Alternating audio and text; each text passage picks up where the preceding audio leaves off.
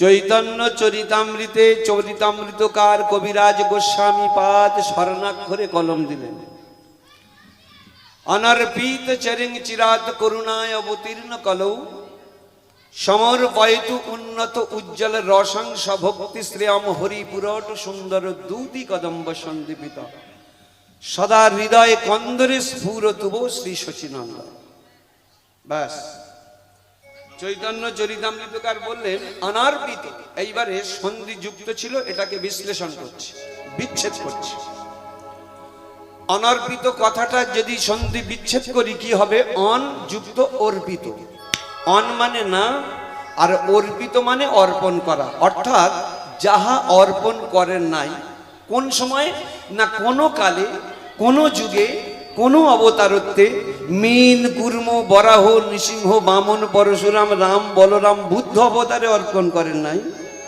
সেই অনর্পিত জিনিসটা এই কলিযুগের মানুষের বড্ড দুর্দশা দেখে আপন ভজনার সম্পদ গোলকের সেই নিত্যলীলা নিগুড় রস জীবের দ্বারে দ্বারে সেধে সেধে মার পর্যন্ত খেয়ে অনায়াসে বিলিয়ে দিলেন। মা, আমাদের ভাববার দিন এসেছে। সত্যযুগের মানুষের পরমায়ু ছিল 1,00,000 বছর সর্বাধিক।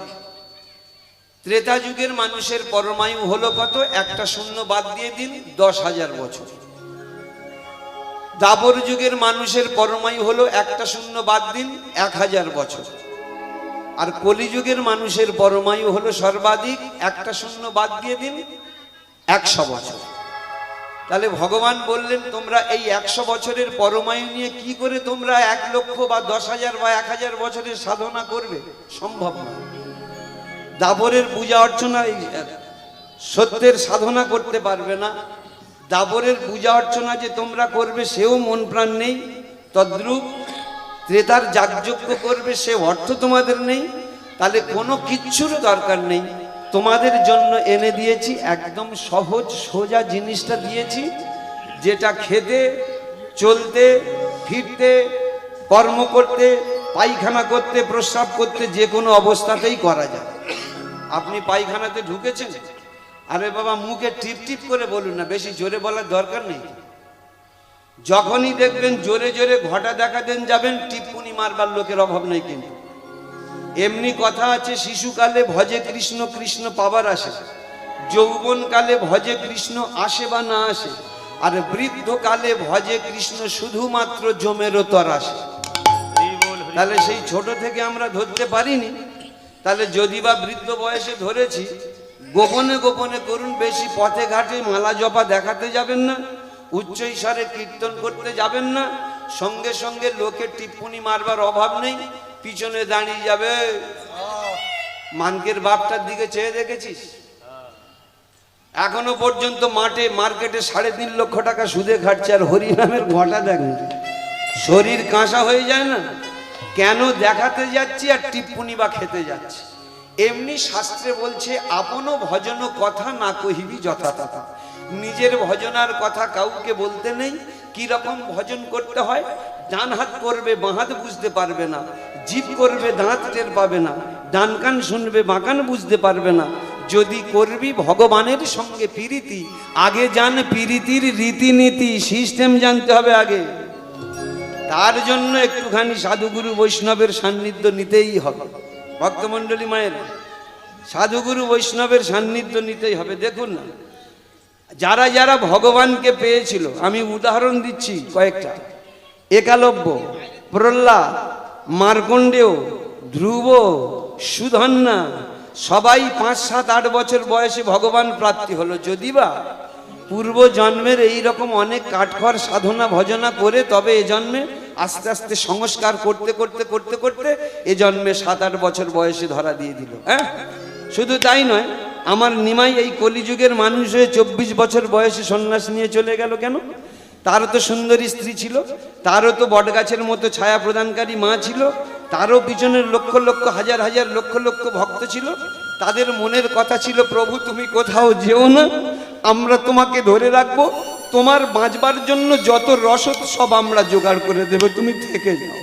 কিন্তু সমস্ত কিছু অগ্রাহ্য করে তিনি ছেড়ে চলে গেলেন কোথায়? পুরীধামে চলে গেলেন। অভিমানে দুঃখে আর ফিরে আসেনি। ভক্তমণ্ডলী মায়েরা, কোন কোন গ্রন্থ বলছে সমুদ্রের জলে হা কৃষ্ণ বলে একবার ঝাঁপ দিয়েছিল আর ফিরে আসেনি। কোন কোন গ্রন্থ বলছে যে মহাপ্রভুকে পিটিয়ে দেয়ালের সঙ্গে গুম করে দেয়া হয়েছিল, কোন কোন গ্রন্থ বলছে। তাহলে দেখুন, তার উদ্দেশ্য ছিল কি? ভগবান আমাদের কাছে সহজ সংক্ষেপে দেখিয়ে দিলেন। তাহলে আমাদের জন্য একদম সংক্ষেপিত জিনিস দিয়েছিলেন কি? এত কিছুই তোমাদের করতে হবে না, শুধুমাত্র হরিনাম করো। হরের নামইবা নামইবা নামইবা কেবলম কলৌ নাস্তে বনস্তে বনস্তে বা গতিরন্যথা। হরিনাম ছাড়া কলিজীবের মুক্তি নাই নাই না। তবে একটা কথা আছে, বললো উত্তম বাবু তাহলে তো ঝামেলা মিটেই গেল। হরিনাম করলে খুন করবো, পাপ করবো, মার্ডার করবো। একবার হরিবল বললে যত পাপ হরে, পাপীর সাধ্য নেই তত পাপ করে, শাস্ত্র বলে দিয়েছে। ইচ্ছা মতো বেপরোয়া ভাবে সব খুন মার্ডার জখম করব, পরের জিনিস ঠকাবো, চোখের জল ঝরাবো, একবার হরিবল বলবো, সব উদ্ধার হয়ে যাবে। এত সোজা? বললেন কি এত সোজা না। তোমার জন্য 24 ঘন্টা টাইম ভগবান বলছেন, তোমার কাছে কিছু ডিমান্ড করছি না, তুমি এক কাজ করো, 24 ঘন্টার মধ্যে 23 ঘন্টা 45 মিনিট তোমার সংসারের কাজে লাগাও। 23 ঘন্টা 45 মিনিট। ভক্তমণ্ডলী মায়ের একটু ভেবে দেখবেন।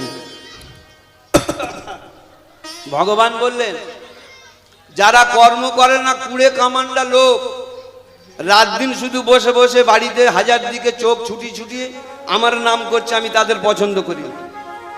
আমি কাদের পছন্দ করি জানো? যে সমস্ত ভক্তরা মাথার ঘাম পায়ে ফেলে সংসার, স্বজন, আত্মীয়, বন্ধু বান্ধব সবার সম্মান বজায় রেখে সবাইকে দেখভাল করে 15টা মিনিটের জন্য মন প্রাণ দিয়ে আমাকে দেখে, আমাকে ডাকে, আমি তাদের কাছে সব সময় আছি। এই কারণে রবীন্দ্রনাথ ঠাকুর বলেছিলেন না, রুদ্র দ্বারে দেবালয়ের কোণে কাহারে তুই পুজিস সঙ্গোপনে, দেখ দেখি তুই নয়ন মেলেছে তোর দেবতা নেই ঘরে। রবীন্দ্রনাথ ঠাকুর কবিতা লিখেছিলেন ধুলা মন্দির, রুদ্র দ্বারে দেবালয়ের কোণে কাহারে তুই পুজিস সঙ্গোপনে, দেখ দেখি তুই নয়ন মেলেছে তোর দেবতা নেই ঘরে। তাহলে দেবতা কোথায় গেল?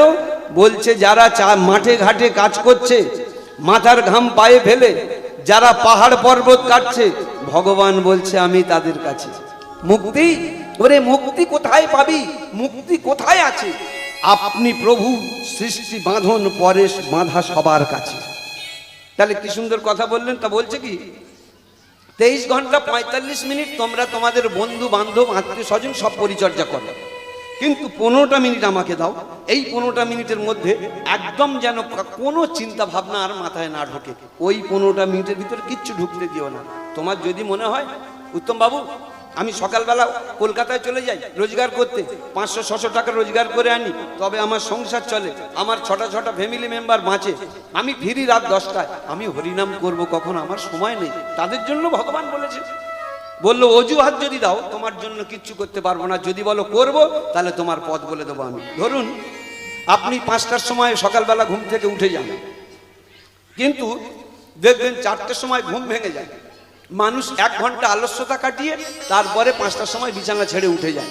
বলছে 1 ঘন্টার মধ্যে 45 মিনিট তোমরা আলস্যতা কাটাও, 15টা মিনিট আমাকে দাও। ওই সময় তোমার বাড়িতে সোনার ঠাকুর নেই, দরকার নেই, পিতলের ঠাকুর নেই, দরকার নেই, রূপোর ঠাকুর নেই, দরকার নেই, অষ্টধাতুর ঠাকুর নেই, দরকার নেই। তুমি মুদিখানার দোকানে হাল খাতা করেছিলে না, তোমাকে একটা ক্যালেন্ডার দিয়েছিল ঠাকুরের ছবি, সেই ক্যালেন্ডারটা লাগানো আছে দেয়ালের গায়ে। আপনি উঠে পায়খানা করে প্রস্রাব করে হোক, আর না যদি না পায় অমনি বসে তার দিকে চেয়ে থাকো। নয়নে নয়নে বান বরিশনে তাহাতে জন্মাবে পহেশ্বৈতি, বদনে বদনে বাক্য আলাপনে তাহাতে জন্মাবে রহস্যৈরী, আর বক্ষে বক্ষে পরশ করিলে তাহাতে জন্মাবে তহস্যৈতি, এর নাম প্রীতি। হরি বল হরি বল।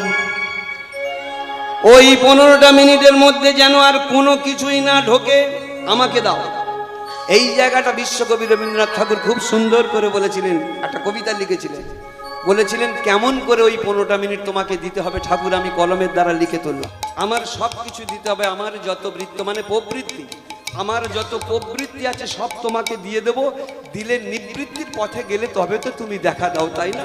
আমার নিবৃত্তি বলে কিচ্ছু লাগবে না, অর্থাৎ আমি সংসারমুখী থাকবো না 15টা মিনিট, আমার সকল কিছু তোমাকে দিয়ে দেবো। আমি জানি প্রভু তুমি এটাই পছন্দ করো, তাই এটা তোমাকে দিতেই হবে, না হলে তুমি আমাকে দেখা দেবে না। আরো কি দিতে হবে? আমার চোখের যে দেখা, আমার কানের শোনা, আমার হাতে নিপুণ সেবা, আমার আনা গোনা, সব দিতে হবে, সব দিতে হবে। আমার চোখের যে দেখা, আমার কানে শোনা, আমার হাতে নিপুণ সেবা, আমার আনা গোনা, সব দিতে হবে, সব দিতে হবে। দেখুন বলছে ঠাকুর তোমাকে কি দিতে হবে? শোনো, আমার চোখের চেয়ে দেখাটা তোমায় দিতে হবে। এই যে 15টা মিনিট তুমি আমার চাইলে না, এই 15টা মিনিট আমার চোখের চেয়ে দেখাটা তোমায় দিতে হবে। মা, তাহলে হয়তো আপনারা বলবেন উত্তম বাবু তাহলে কি আমরা ওই 15টা মিনিট কি চেয়ে দেখা, মানে আমরা তো ঠাকুরের দিকে চেয়েই থাকি, তো আবার কি করে চেয়ে দেখা? বলছে না, এ চোখ দিয়ে তোমরা কি দেখো? এই জড় জগতের সব কিছু দেখো, আর এই চোখটা অফ করতে হবে, অর্থাৎ পদ্মাসনে বসে বাবু হয়ে যেমন বসে আছেন, শুধু কিচ্ছু না, পদ্মাসনটা কি, মেরুদণ্ডটা সোজা রাখবেন, যেমন বসে আছেন বাবু হয়ে এইভাবে বসবেন, বাঁ পায়ের পাতাটাকে ডান উরুতে তুলে নেবেন, আর ডান পায়ের পাতাটাকে বাম উরুতে তুলে নেবেন, নিয়ে মেরুদণ্ড সোজা করে এই চোখ দুটো বন্ধ করো, বন্ধ করে দিনের পর দিন 15টা মিনিট করে ঠাকুরকে দিতে থাকো, অর্থাৎ ধ্যান করো। এই ধ্যান করতে করতে তোমার তৃতীয় নয়নটা খুলে যাবে। দেখবেন বৈষ্ণবদের একমাত্র তৃতীয় নয়ন খোলে। মহাদেব ছিলেন পরম বৈষ্ণব, তার তৃতীয় নয়ন, মা কালী ছিলেন পরম বৈষ্ণবী, তার ছিল তৃতীয় নয়ন। তাহলে এই তৃতীয় নয়নের দ্বারা কি হয়? এই চোখটা যদি অফ করে দিতে পারি, অর্থাৎ অফ করে দিয়ে যদি আমরা ধ্যান করতে থাকি, সেই সময় আমাদের ওই তৃতীয় নয়নটা খুলে যাবে, তখন আমরা ঘরে বসে বিশ্বের জিনিসকে দর্শন করতে পারব।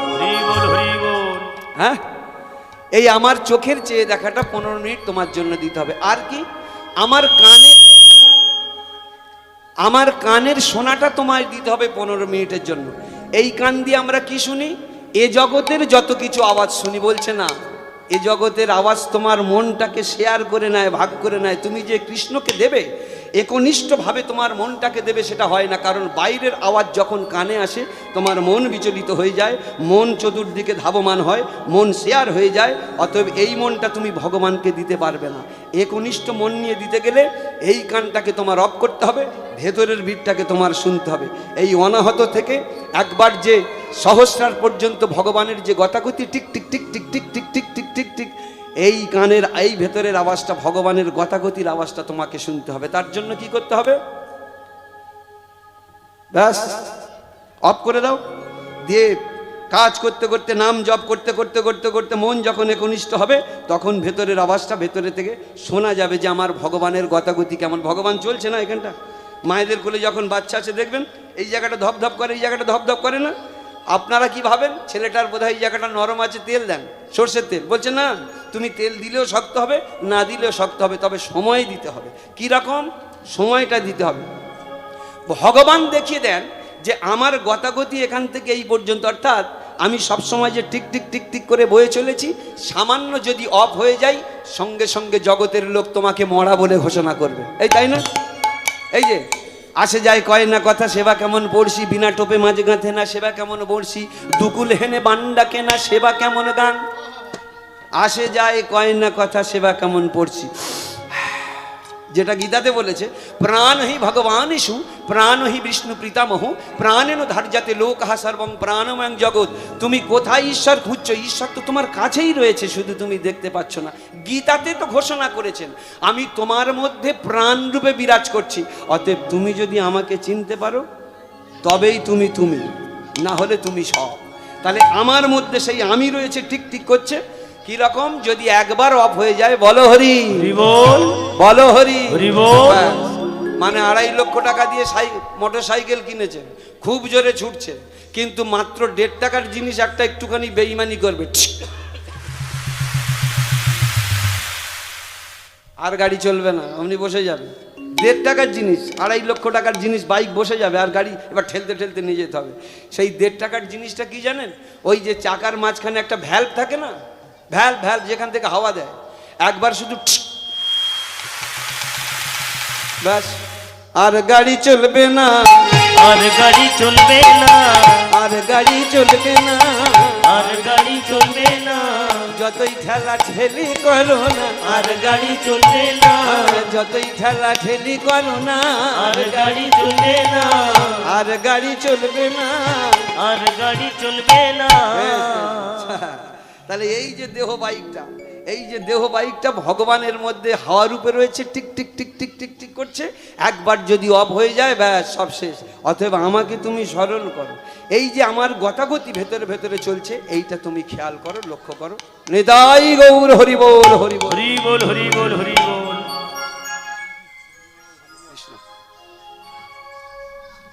এই গৌরাঙ্গ আমার আস্তে আস্তে এসেছিলেন, তার পরিকল্পনাটা ছিল দাপর যুগে হয়ে গেছিল, পরিকল্পনাটা দাপর যুগে মানে প্ল্যানটা দাপর যুগে করেছিলেন, কিন্তু কার্যকরী। হ্যাঁ,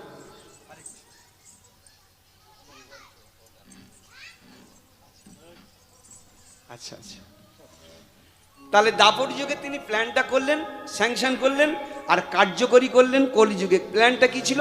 হে রাধে কৈছন তব প্রেমা, কৈছন তব মাধুরীমা, কৈছন সুখে তুহু ভরা।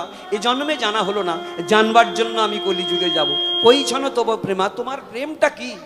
তুমি যে প্রেমের আশ্রয়স্থল, উৎপাদন স্থল, সেই উৎপাদন স্থল থেকে আমি মাত্র 2-1 কিলো নিয়ে ব্যবসা করি, তাই সেই 1 কিলো নিয়ে ব্যবসা করা, আমি ওই উৎপাদন স্থলের মজাটা পেলাম না। এই জানবার জন্য আমি কলিযুগে যাব। আর আমার মাধুর্যটা বাকি, যে মাধুর্য তুমি দর্শন করে এত সুখ পাও, সেই আমার মাধুর্যটা বাকি, এইটা জানবার জন্য আমি যাব। আর একটা কি? আর একটা হলো আমার মাধুর্য দর্শন করে তুমি যে সুখ পাও, সেই সুখটা বাকি, এইটা জানা হলো না, জানবার জন্য আমি কলিযুগে যাব। এই 3 বাঞ্ছা ধরে তিনি আসলেন। এসে কি করলেন? মনে মনে ভাবলেন, সত্যতে অস্ত্র ধরেছিলাম, ত্রেতাতে অস্ত্র ধরেছিলাম, দাপরে অস্ত্র ধরেছিলাম, কিন্তু কলিযুগে আমি অস্ত্র ধরিনি। 2 বাহু তুলে একদম কঠিন প্রতিজ্ঞা করে এসেছিলাম, এবে অস্ত্র না ধরিব, কারো প্রাণে না মারিব, হরিনাম দিয়া চিত্ত শুদ্ধি করিব সবার। আমি সেই কারণে আমি অস্ত্র পরিত্যাগ করেছি। তবে আমার কাছে গোপন একটা অস্ত্র থাকবে, সে অস্ত্র কিন্তু কারুর রক্ত ঝরাবে না, সে অস্ত্র কিন্তু কারুর শিরচ্ছেদ করবে না, সে অস্ত্র কিন্তু কোনো নারীর সিঁথির সিঁদুর মুছে দেবে না, সে অস্ত্র কিন্তু কোনো নারীর হাতের শঙ্খের বলয় ভেঙে দেবে না। সে অস্ত্রটা কি জানো? শুধুই জীবের সমস্ত পাপ তাপকে একদম কেটে কুচে বিশুদ্ধ প্রেমে ভরিয়ে দেবে। সেটা কি? নাম অস্ত্র, হরিনাম অস্ত্র। এই নামস্ত্র নিয়ে আমি তোমাদের কাছে যাব।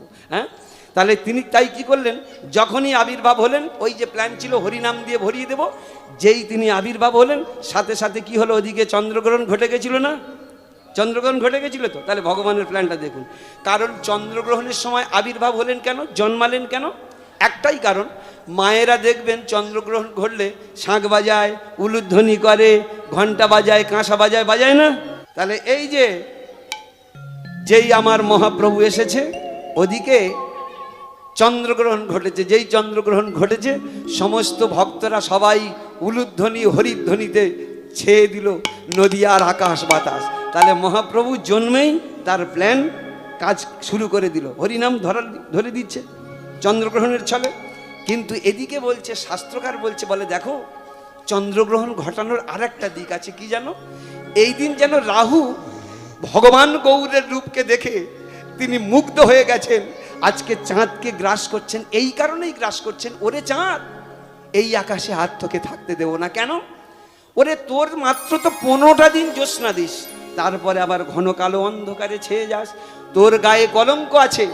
কিন্তু আমার নদিয়ার বুকে যে চাঁদের উদয় হয়েছে, তার বিন্দুমাত্র কলঙ্ক নেই।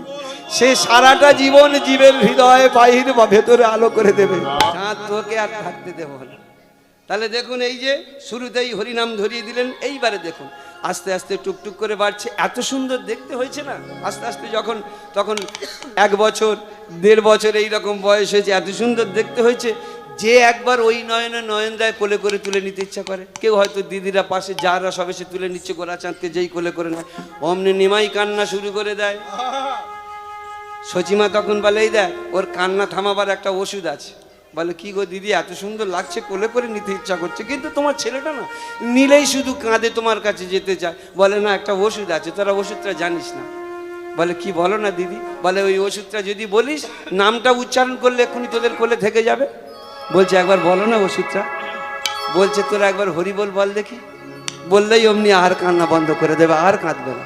হরি বল হরি বল হরি হরি হরি হরি যেই হরি নাম বলে না, অমনি কোলের উপরে থাকা অবস্থায় কান্না বন্ধ হয়ে গেল। আর নিমাই আমার সেই নারীর বদনের দিকে চেয়েছে, যেন মনে মনে মিচকি মিচ হাসতে হাসতে বলে থাকে, যেন কি বলে জানো, নিমাই পণ্ডিত আরো আস্তে আস্তে বাড়ছে। তাহলে কি হলো, যেই সেই বউটা দেখলো যে বাহ হরিনাম বললাম, কান্না থেমে গেল। তো এইবারে অন্য কোনো বউ যখন কোলে করে নেয় কাঁধে, সেই বউটাই বলে থাকে এই হরিনাম বল। এইভাবে দিকে দিকে একটা রটে গেল যে নিমাই ঠাকুর হরিনামের আওয়াজ শুনলে কান্না বন্ধ হয়ে যায়। তাহলে যারা যারা মনে ভাবছে এত সুন্দর ছেলেকে একটু কোলে না নিলে যেন ভালো লাগে না, তারা যেই কোলে নিল অমনি কাঁদতে থাকলে, তাহলে সে হরিনাম বললে সঙ্গে সঙ্গে চুপ করে গেল। একে অপরের বলতে বলতে প্রত্যেকটা নারী পুরুষের মধ্যে হরিনাম ধরিয়ে দিল। হরি বল।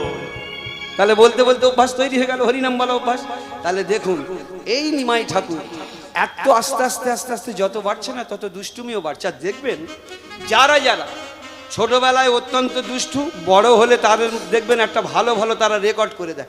আপনি দেখুন না, এই যে নরেন্দ্রনাথ দত্ত যখন ছোটবেলায় স্কুলে পড়তো আর কি, যিনি আর কি বিবেকানন্দ হয়েছিলেন, ছোটবেলায় যখন প্রাইমারি স্কুলে পড়তে যেত, তা মাস্টারমশাইদের দায়িত্ব তো ছেলেরা যদি গাছে পালায় ওঠে, স্কুলে উঠে মাস্টাররা বকাবকি করবে না, দল বল পুরো ডেকে নিয়ে গিয়ে বেলগাছে উঠে থাকবে।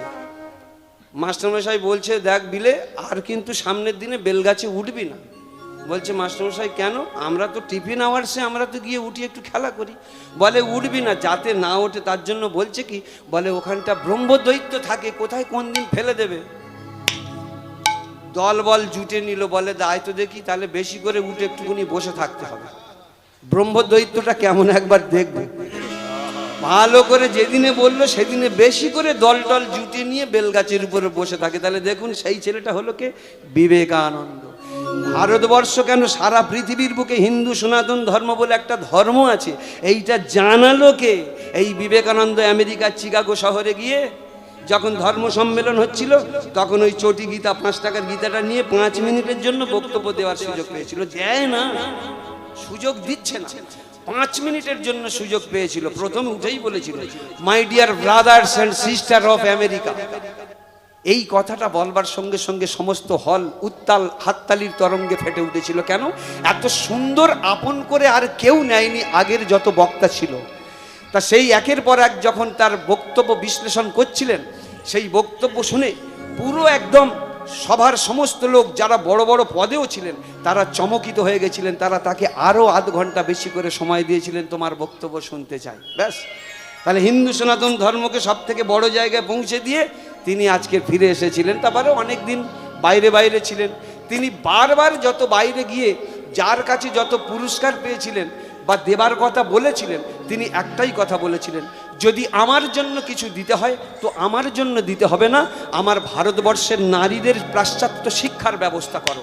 কারণ ভারতবর্ষের নারী যদি পাশ্চাত্য শিক্ষায় শিক্ষিতা হতে পারে, তবে পুরুষ মানুষকে একটা সঠিক পথ ধরাতে পারবে, না হলে পুরুষ মানুষ রৌরব নরকের পথে ধাবিত হবে। ভক্তমণ্ডলী, মায়েরা, আপনাদের কথাই বলছি, যারা মায়েরা আছেন, আপনারা যদি না সজাগ সতর্ক হন, পুরুষ সমাজ অতল তলে তলিয়ে যাবে। যারা পুরুষ সমাজ আমার মতো আছেন তারা রাগ করবেন না যেন, একদম ধ্রুব সত্য কথা। না হলে দেখুন না, ভগবান গোবিন্দ রাধারানীর পায়ে ধরেনি মান ভাঙাবার দায়ে। যখন রাধারানী মান করেছিলেন, মান ভাঙাবার জন্য ভগবান গোবিন্দ আমার পায়ে ধরেনি, চূড়া বাঁশি পিতো ধরা রাধারানীর চরণতলে দেয়নি, দিয়েছিল হে রাধে ক্ষমা করো। কিন্তু এতেও যখন ক্ষমা হলো না, তখন সেই ভগবান গোবিন্দ রাধারানীর পায়ে মাথা দিয়ে প্রণাম করেছিল, রাধে আমায় ক্ষমা করো, আর করব না।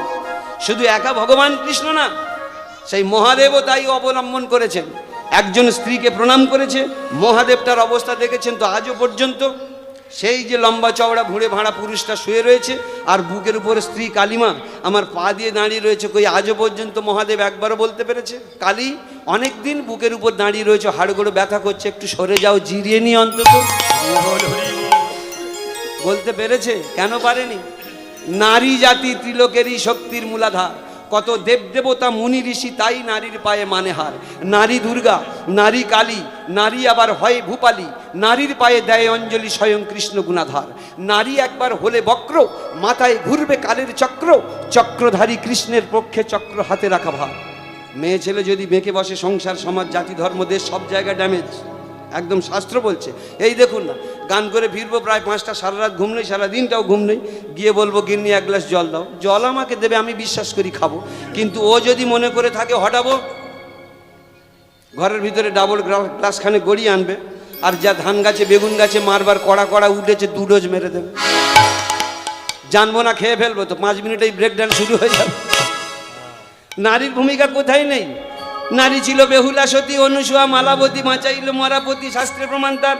ভারতবর্ষে এমন কোনো পুরুষ মানুষের পক্ষে সম্ভব ছিল জমের মুখে ছাই দিয়ে স্বামী সত্যবানকে ফেরাবে, জমের মুখে ছাই দিয়ে স্বামী লক্ষ্মীন্দারকে ফেরাবে? একমাত্র ভারতবর্ষ সতীর দেশ। সতী নারীদের এমন ক্ষমতা, জমের মুখে ছাই দিয়ে স্বামীকে একটা সংকট মুক্ত জীবন দিতে পারে এই ভারতবর্ষের মাটি।